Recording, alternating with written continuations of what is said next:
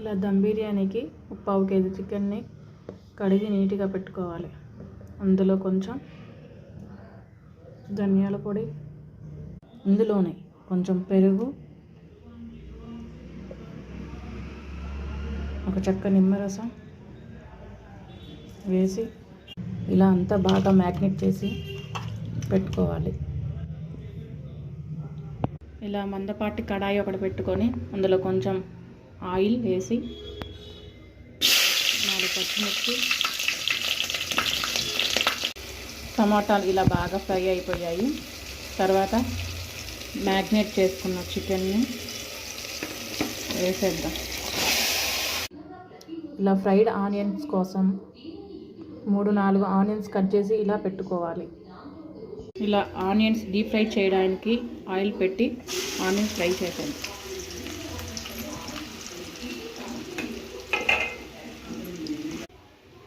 ఇలా onions golden colour వచ్చేంత వరకు ఫ్రై చేయాలి.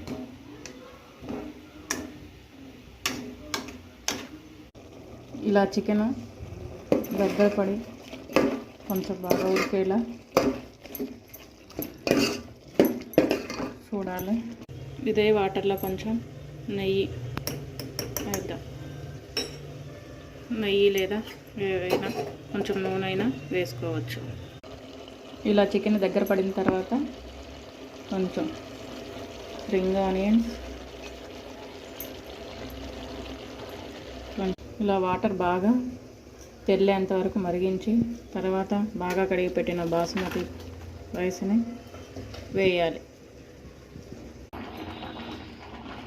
ఇలా రైస్ 80% ఉడికేదాకా 80% ఉడికిపోయింది.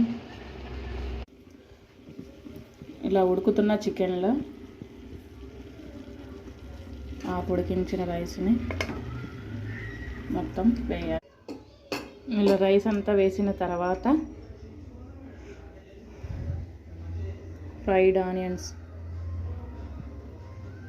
ఇలా మూత పెట్టి దానిపైన కొంచెం వెయిట్ ఉన్నది ఏదైనా పెట్టేసి 5 to 10 minutes ఉడికిందా. ఇలా 10 నిమిషాలు ఉడికిన తర్వాత మూత తీసి చూస్తే రైస్ బాగా ఉడికిపోయింది.